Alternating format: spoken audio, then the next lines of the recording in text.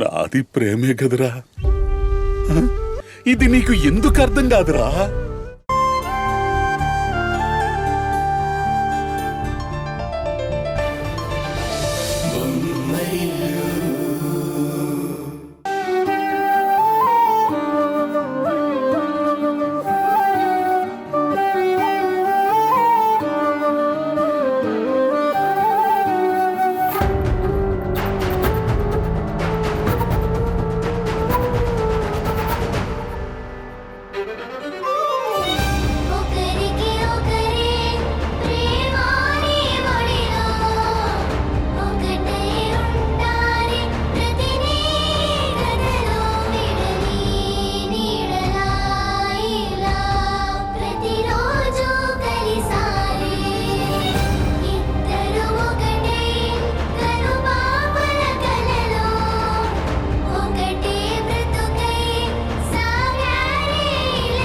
కిరణ్ గారు, తను ఉషా, సంజయ్ గారి కంపెనీ నుంచి వచ్చిన project head.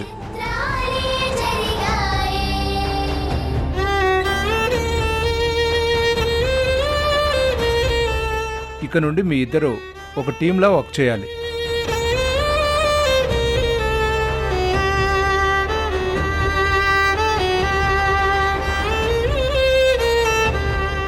Daily reports, weekly reports గురించి క్లియర్గా డిస్కస్ చేసుకొని ఒక క్లారిటీ వచ్చాక నాకు సబ్మిట్ చేయాలి.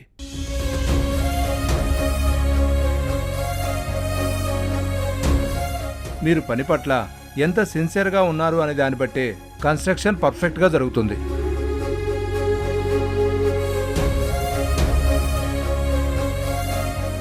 ఎనీవే, మీ ఇద్దరికీ all the best.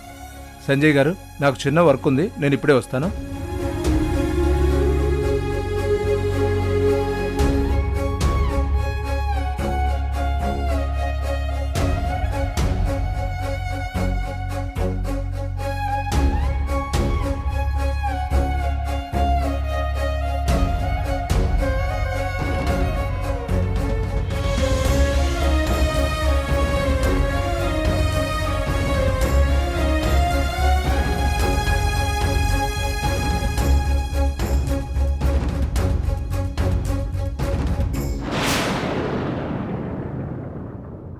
Usha, Usha,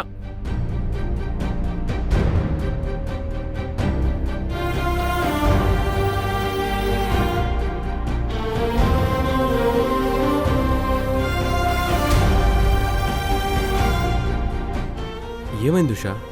మీరు అడిగినట్టు నేను ఈ ప్రాజెక్ట్లో వర్క్ చేయలేను బావగారు. I'm sorry.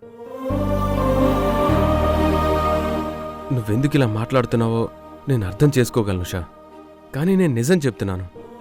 నువ్వు కిరణ్తో కలిసి వర్క్ చేయాలని నేను అసలు ఏ ప్లాన్ చేయలేదు. నాకు తెలిసి వాడి ప్రాజెక్ట్లో వర్క్ చేయడం అనేది అనుకోకుండా జరిగిందే కానీ ఎవరు కూడా ప్లాన్ చేసింది కాదు.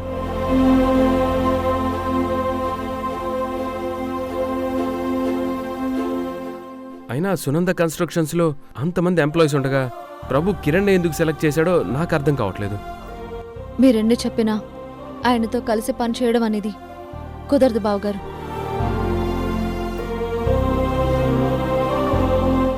ఎప్పుడు కంపెనీ ఎదుగుదల గురించి ఆలోచించే నువ్వు కూడా పర్సనల్ విషయాల కోసం ఆ ఎదుగుదలను ఆపేస్తానంటే నేను నీకు అడ్డు చెప్పను Usha.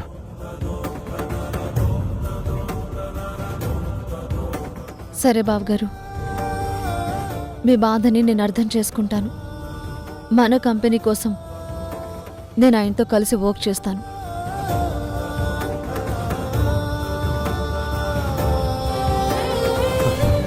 Thank you Usha, thank you so much.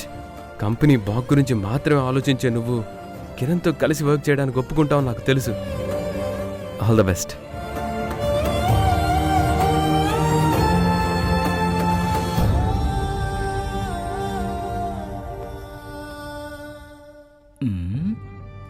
ఏంటి మేడం, నేను కొద్దిసేపు కనపడకపోతే వర్క్ మానేసి కన్నీళ్లు పెట్టేసుకుంటారా? This is too much madam.